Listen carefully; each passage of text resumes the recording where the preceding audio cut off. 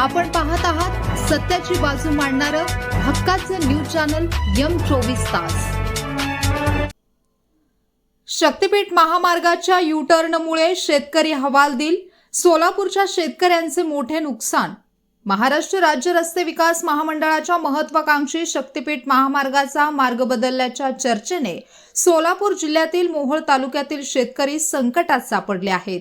शासनाच्या धरसोड वृत्तीमुळे हाताशी आलेली पिके वाया गेल्याची भावना शेतकऱ्यांनी व्यक्त केली आहे।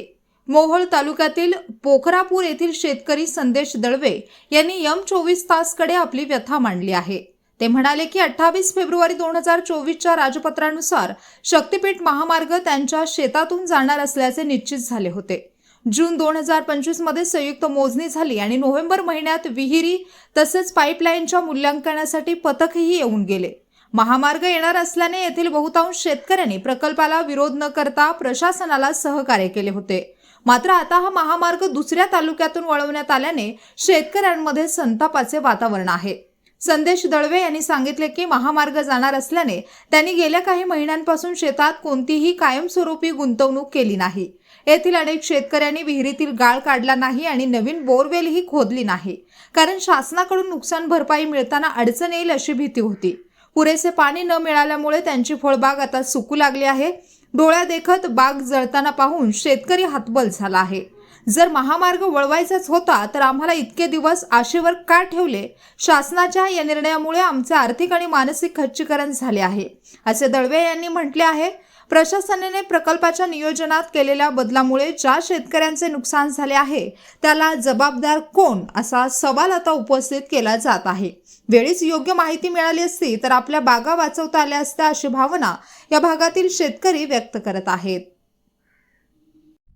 नमस्कार, माझं नाव संदेश दळवे, राहणार पोखरापूर, तालुका मोहोळ, जिल्हा सोलापूर।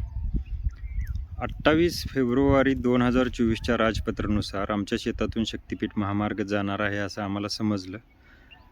आमच्या भागामध्ये बऱ्यापैकी शेती असल्यामुळं जास्त करून शेतकऱ्यांनी कोणी विरोध दर्शवला नाही, त्याचप्रमाणे आम्ही पण विरोध दर्शवला नाही। आणि त्यानंतर 2025 जूनमध्ये आमच्या इथं संयुक्त मोजणी झाली आणि नोव्हेंबर महिन्यामध्ये विहीर आणि पाईपलाईनचे व्हॅल्युएशनचे पण टीम येऊन गेली आणि आत्ता आम्हाला समजलं की आमच्या इथून महामार्ग वळवण्यात आला आणि दुसऱ्या तालुक्यामध्ये गेला। मग असा जर का वळवायचा होता तर मग आमच्यातल्या लोकांना यांनी एवढे दिवस आशेवरती ठेवायला नको होतं। महामार्ग जाणार म्हणून आमच्या विहिरीतील आम्ही गाळ काढला नाही, कारण पैसे देतील का नाही माहिती नाही, आणि बागाला पाणी पण दिलं नाही। माझी बाग आत्ता अक्षरशः जळायला लागलेली आहे पाणी नसल्यामुळं। बोर पण पाडता येईना, विहिरीतला गाळ पण काढता येईना। तुम्हीच सांगा आता यावर करायला काय पाहिजे ह्या सरकारचं?